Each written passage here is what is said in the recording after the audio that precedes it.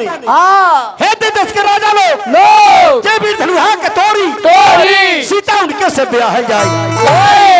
राजा जनक के है पर सुन के देश विदेश के वीर जुटे लागल वीरभूम कहमा मिथिला धाम में। लेकिन वही तारका सुबाहु मारिच के मारत हिल्या के तार पे छपरा जिला के बक्सर ग्राम गोदना सिमरिया में भगवान राम लक्ष्मण मुनि बाबा के साथ में विश्राम करता नहीं। अब मिथिला से खबर गई बा कि मुनि बाबा के मालूम कि मिथिला धाम में आई और धनुजक के शोभा के बढ़ाई। रात्रि के विश्राम होता भोर के समय में पहले मुर्गा बोले तो लोग जान जाके भोर हो गए बड़े तुलसी बाबा लिखनी मानस में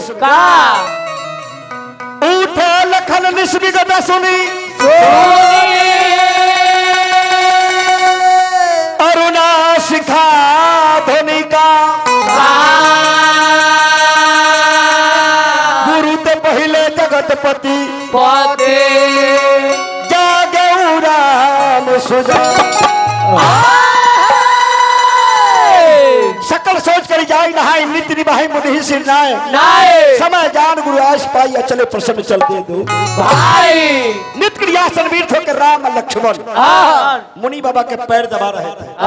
तब मुनि जी कहनी कि बबुआ जितना फुलबाड़ी लौकता लाइट बत्ती ये सब राजा जनक के फुलबाड़ी है जा पूजा करे खातिर फूल लोढ़ के लावो राम लक्ष्मण।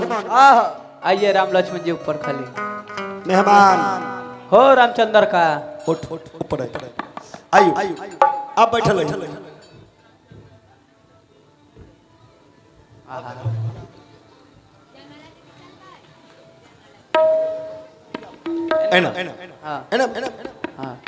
क्या नाम है?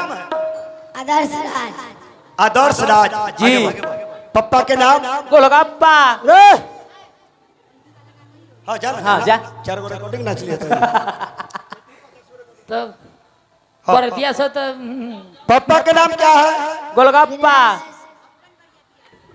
हर पापा का नाम पूछे क्या नाम है पापा? विनय सिंह। विनय सिंह। मम्मी के नाम बोलिए बोलिए। रीना देवी। रीना देवी। रीना देवी तब इतना नखरा 2 लाइन के नामे हम आए रीना देवी बाप रे बाप। हाँ जी रीना देवी। अच्छा एक बात बताइए आदर्श बाबू रात भर के लिए आपको मम्मी पापा बदला बदली करना है कीजिएगा। वो कौन ला ऑफर आए है?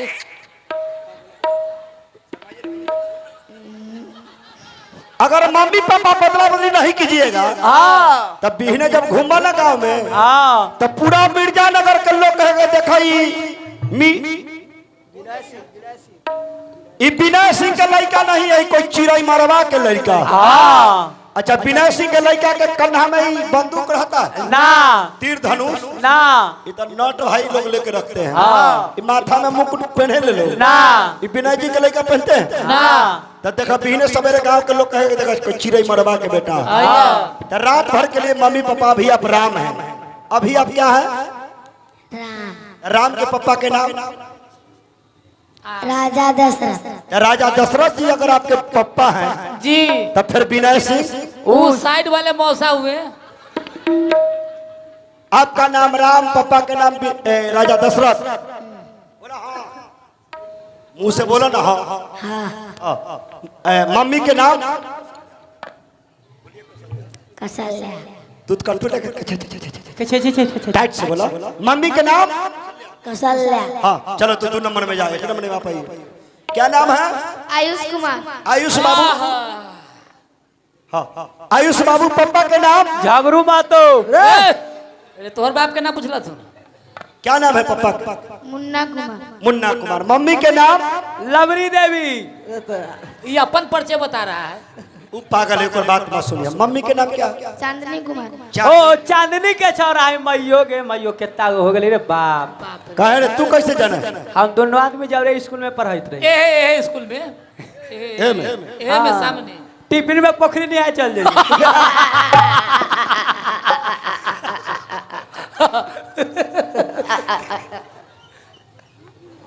अच्छा ये बताओ गाय का दूध पिए हैं? हाँ भैंसी के दूध? हाँ चचा क्या है रे बच्चा?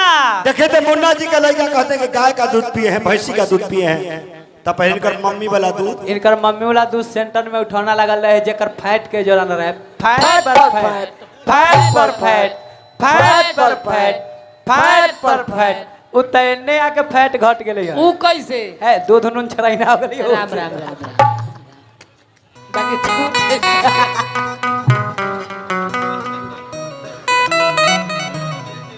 आप लक्ष्मण और ये राम इधर आइए। ये जितना लाइट बत्ती जो है ना, हाँ जी सबको जाके फोड़ दीजिए। ए बना जे बाबूआ। खाली तू ही बोलबे न था हम न बोली था कि हम बोली ना, हम न बोली। देख बोलबी तो हम बोले लगबो। अरे फुलबाड़ी में घूमे के बाद आगे आगे घूमो, हाँ अब पीछे पीछे चलो जो रुके के ना। लक्ष्मण कहा दर के भैया भैया अतना जगह गई थी हम फुलबाड़ी में, हाँ लेकिन ऐसा सुंदर फुलबाड़ी कहीं मिला ना। ना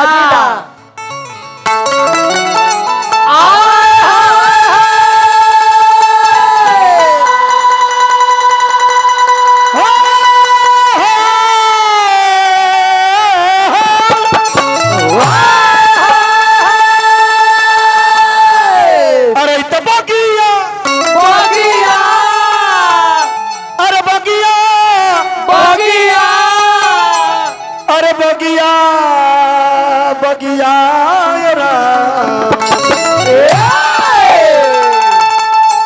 अरे तो बगिया की अजबी अरे है बाहर लौकत।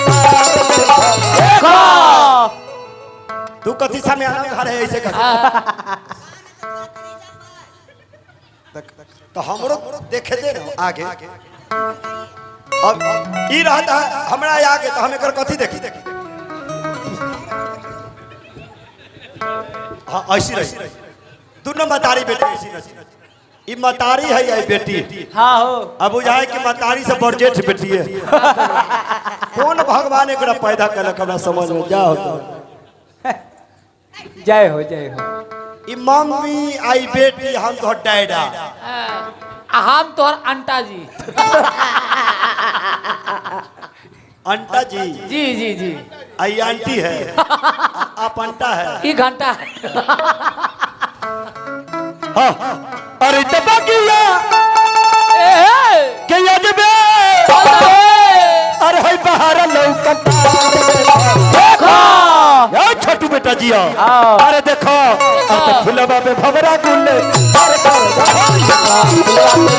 गुल्ले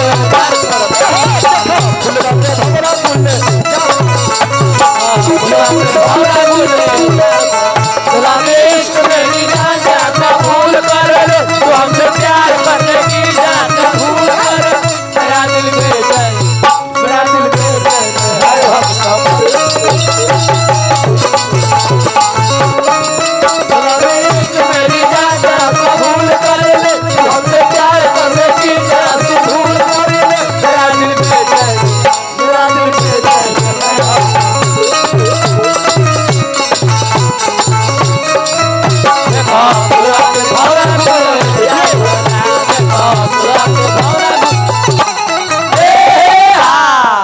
लक्ष्मण जी कहते हैं कि भैया भैया ये फुलबाड़ी है। हाँ हाय कौन फूल है? चंपा हाय जो लटकल है, चमेली हाय जो भुक भुक आता, केतकी हाय जल फूल है, थेथर का पेड़ हाय वाला बहाया हटाई फूल है। आए फूल देखे दाई फूल देखे दाई। हाँ। हट हट। हाय जल फूल है, ई कुकुरमुत्ता का फूल है। कुकुर मुत्ता से तो हाय जन है, ओ बहाया का पेड़ है। हाय वाली जलकुमारी हाय जन है। ई रात रानी है। वो कैसे? ई राते में ठीक लगता है। दिन में दिन में देखिएगा तो नींद खींचने लगिएगा। सही बात ना मतलब हम लोग सूत के जब उठते हैं प्रोग्राम में से हाँ तो हम तब मिला जुला के केस बढ़ल है तो ठीक ठाक लगेंगे, लगे के ब्यास है। आ ई जब सूत के उठेगा देखिएगा ना चाची, लगेगा गरतिया में से जिंदा लाश उखड़ के खड़ा है। कहेगो तो फोटो देखे से इनकार कर ओ घड़ी मुंह देखबो टूटल जैसे टेम्पू रहे ना। हाँ वो कैसे ए जे चक्रधार मुर्गी है, ध्यान दियो।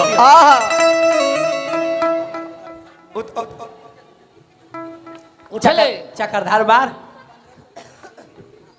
बबुआ पहले चाट मार 1500 रुपया फ्री के ना नाच तेरी माय के नाच चक्रधार तेरा जैसे मारे आवत वैसे ही मार मारे तू नीचे कूद जाइए से मंजूर बाकी मार वाह ए जे के रे रंग रंग के फल फूल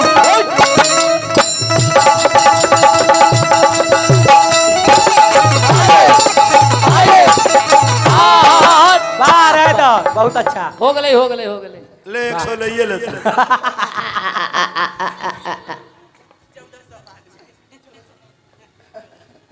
एक 100 दे दू 600 बीने दे दियो 700 हो जाते देखो चुनेड़ी बढ़े बैठते झापड़ से पोखरी देखो दुनिया के कोनो गुण जौन हनु हाँ जीवन भर सीखेगा तो यो कमे पड़ जाए। हाँ देखा कैसे मारी तहर माई कैसे मुर्गी मारी। हाँ एने एने आओ देख सीख सीख सीख सीख हाँ चलो हिसाब में अरे रंग रंग के फल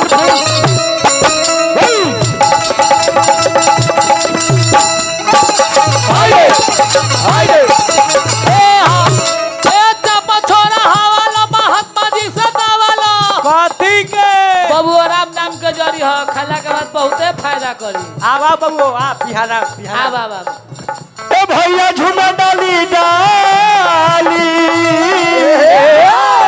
अरे रानी चंपा बू खाली बात रानी चंपा बू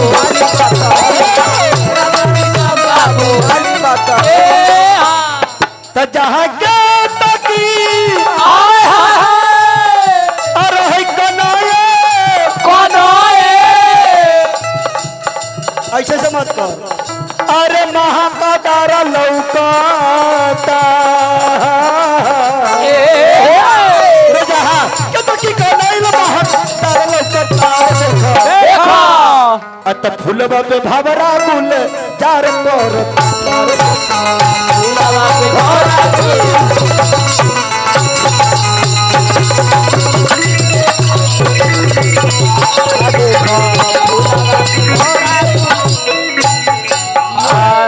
भगवान नाम फुलबारी में हाँ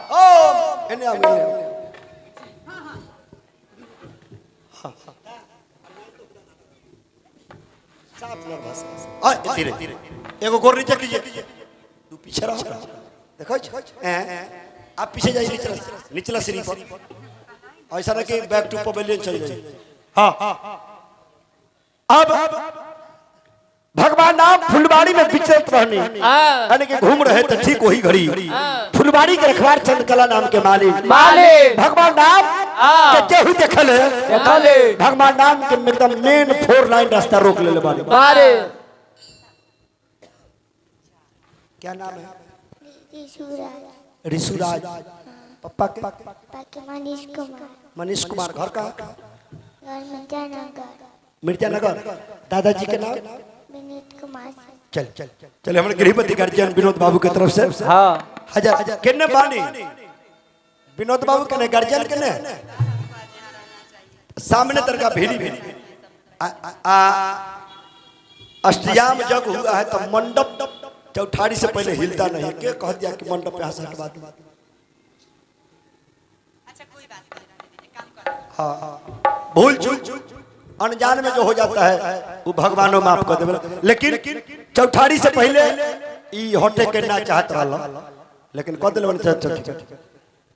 भगवान नाम जो फुलबाड़ी में प्रवेश चंद्रकला नाम के मालिक भगवान नाम के रास्ता घेर ले बाड़ी पूछो पूछो पूछो रुआ के हैं या कहां से आईनी है और रुआ जेंट्स बगीचा में जाए के चाहिए रुआ लेडीज में घुस गई बानी रुआ लगे तनको डर बाकी ना हां आय काहे रे वाले लेडीज में घुस गई तनको डर ना देह में हैं तनको ना काहे जीव में डर हो बाप रे बाप हाय हाय हाय हाय हाय बताइए बताइए तब। कितना भारी आप गलता किए हैं। अरे गलता ना वहाँ गलता किए हैं। लेडीज के बगीचा में लेडास हो के तो फुलवाड़ी में घुस गए। ओहो बोट तू ना पढ़ रहा। रुआ घुस गई नहीं है, इहो से कोई दिक्कत नहीं थी, लेकिन दिक्कत ये बात के बाद सब में पहले अपना पूरा खानदान के नाम बतावे के पड़ी, अपन बाबूजी के नाम बतावे के पड़ी, अपन दादाजी के नाम बतावे के पड़ी, अपन परदादा जी के नाम बतावे के पड़ी, अपन घर बतावे के पड़ी, अपन माई के नाम बतावे के पड़ी, अपन देह के नाम बतावे के पड़ी। देह के देह के नाम खानदान के नाम सुनबू। खानदान के नाम सुनबू तो लहंगा पटोर लेकर के बेर दूरा लगावे चल जेबू। भगवान नाम हो ब्यास हो। आहा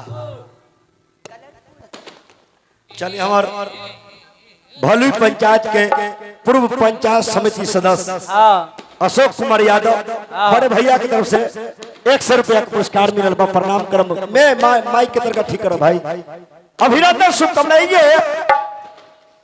शेक्सपियर स्वर्गीय भिखारी ठाकुर जी के धुन लगल बा। हेलो हेलो कहाँ से हम कर हेलो हेलो हॉर्नवा कम करो ना यार। हॉर्न कम करो। हॉर्न कितना आवाज बढ़ेले है। बक्सा में आवाज उठावे के हम कर रहे हैं। हेलो हेलो तनी नाल के बेस के कम कर दी भैया। नाल के बेस नाल के बेस बड़ा हुआ है सब। कम कीजिए कम कीजिए कम कीजिए और कम कीजिए और ही कम करी बेस के रह दो। ठीक है ठीक बात देखो। शेक्सपियर स्वर्गीय भिखारी ठाकुर राय बहादुर भिखारी ठाकुर जी के धुन लगल बा।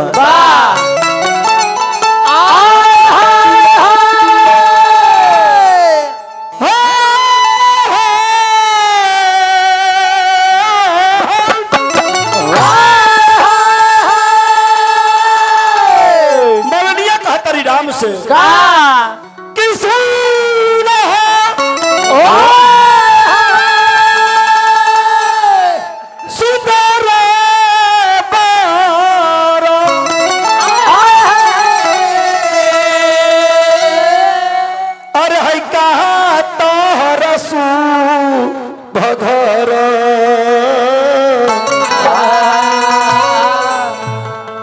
अरे तकिए ते पापा जी के नाम धानु अतना बात जब मलिनिया कहे तो लक्ष्मण जी खिसिया तेरे बढ़ बबुआ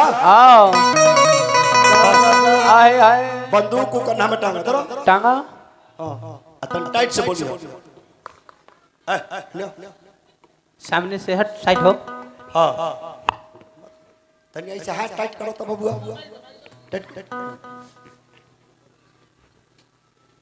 टाइट कर दूध का टूले खाते टाइट कर एकदम टाइट करो।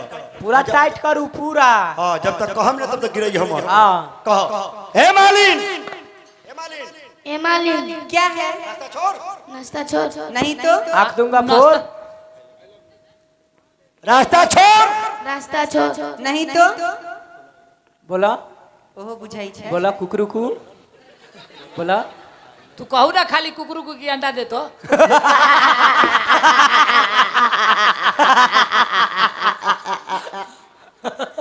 आंगनबाड़ी वाला में संजोग के बात आहो कि देवराज जी अरविंद के मम्मी है आंगनबाड़ी में। हाँ तो लड़के लोग पढ़ने जाता है। हाँ देवराज के 4 साल के बेटा है। बेटा है देवराज के। हाँ तो पढ़ने जा रहा था तो हम रास्ता में बेटा रुक कहाँ जा रहा है तो बोलो आंगनबाड़ी में।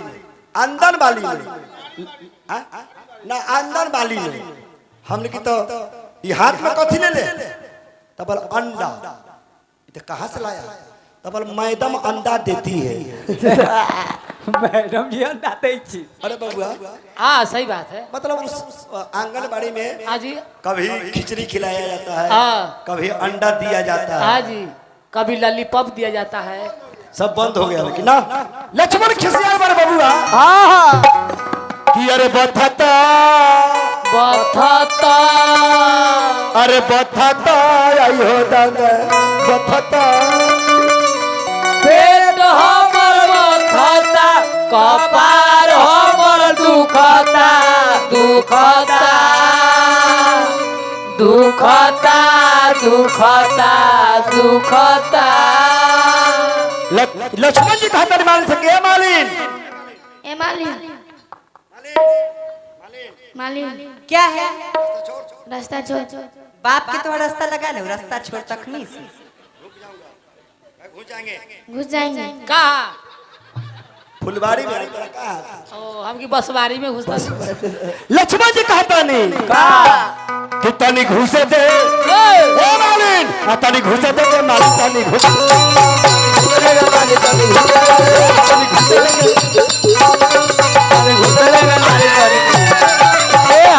बाप रे बाप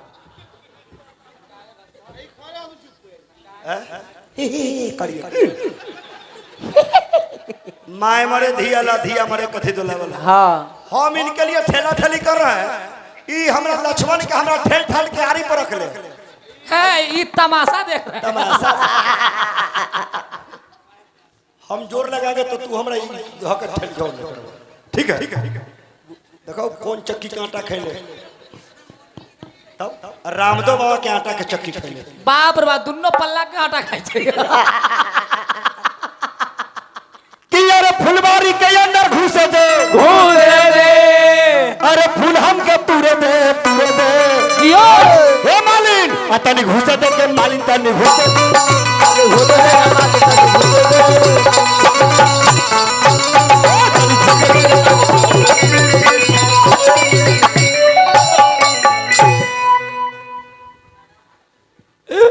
कड़ैया जुड़ा गेलन कानून लोच लिया ई सब ठीक लगै छै।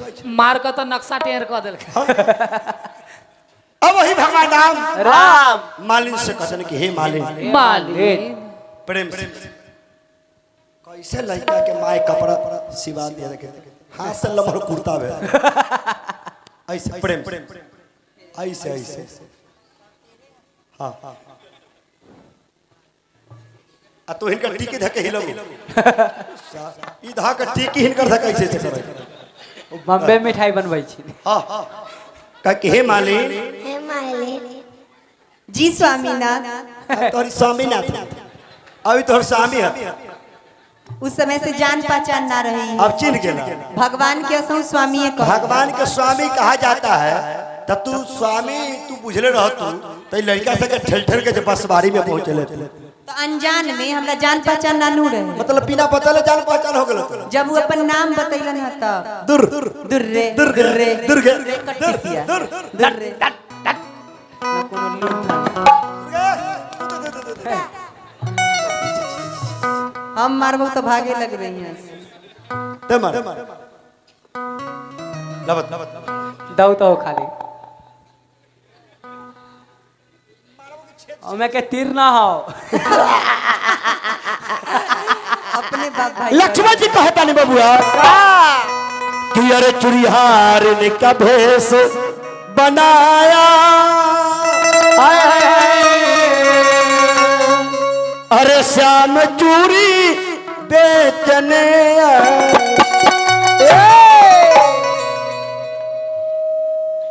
डोंट टच माय बड़ी सब लड़का के बिगाड़ के छोड़ लो लो लो कल्ला क्या नाम है निशु राज पापा के नाम मनीष कुमार दादाजी के नाम विनोद कुमार। चलिए हमारे विनोद बाबू गार्जियन की तरफ से 100 रुपया का आशीर्वाद पुरस्कार मिलवा प्रणाम करम अभिनंदन शुभकामना जय जयकार है बबुआ राजा दशरथ के हई ललन मन मन ये मालिन का राजा दशरथ के हई ललन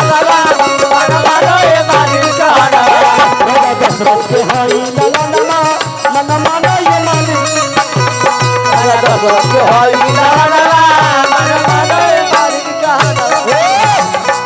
चार गो देखावा ई चार गो के हो भाई के नाम बताओ। राम लक्ष्मण भरत शत्रुघ्न। चार गो भाई माए तीन गो के हो माई माई तीन गो पप्पा एगो एगो हाँ जी एगो पर दूगो फ्री है कि यार हमर राम लखन हाई चार भैया भैया हमें चारों के तीन गो चारों के तीन गो हाँ भैया हमें चारों के तीन गो भैया चारों के तीन गो हाँ भैया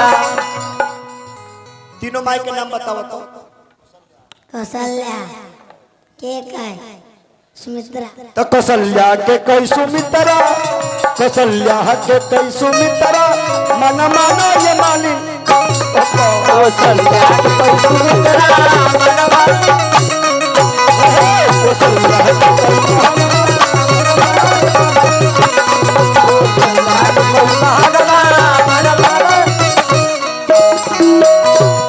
देखी अगर रउआ फूल चाहिए तो रउआ हमरा से कही कहीं काहे से कि रउआ गुलाबों के पंखुड़ी से कोमल बानी बानी अगर गुलाब के कांटा चुभ गई हाँ। तो खून निकल आई आई यही से हम कहतनी कि रउआ हमरा से कही हम बागीचा से जाके हाँ। दोना में सजा के रउआ खातिर सुंदर सुंदर फूल लिया देतन हाँ। और केहू से मत कही हाँ। काहे से कि ई बागीचा के मालिन हम है हाय एमे हमार चलेला चलेला इहे से हम रउआ से कहतनी कि रउआ हमरा से कही कहीं हम अभी रउआ खातिर लिया देतन बोली रउआ मुंह से बोली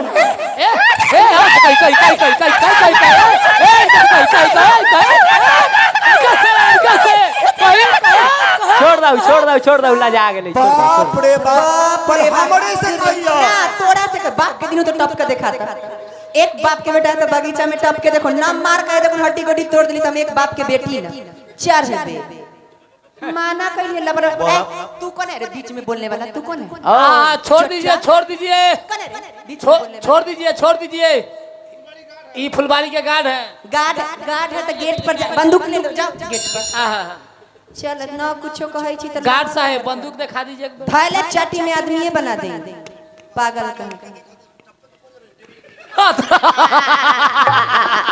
पूरा पूरा फुलगाड़ी के ओथी पर अरे फुलबारी एने से ना बाउंड्री कैल है देखिए तो एने से दीवार फोड़ल है फोड़न नहीं ना है वहाँ छड़ निकला हुआ है घुस छाड़ नहीं ना छाड़ के मोड़ कैसे ना घुसेगा कि 3 दिन आप नहीं ना देखे हैं देखा भगवान नाम अपन परिचय बताओ ता पूरा फुलबाड़ी जब आपको घुमाएंगे ना छड़वा पर नजर पड़ेगा तब समझ में आएगा हे या प्रभु हे हरि नाम जगन्नाथ हम ये सब क्या हो रहा है कल युग में भगवान नाम अपन परिचय बताओ तारी मालिक कहली का के है दुनिया के मालिक हां फूल लोड़ के हम रहुआ देता निकली भगवान नाम के लेकिन ना ना मुनि जी का देशवा के फूल खुद लोढ़े के हो हां पैसा दे हो ना दे हो तार लग के नहैले बारू के धोइले बारू की ना भगवान नाम फुलबाड़ी में फूल लोढ़े खातिर जाते रहे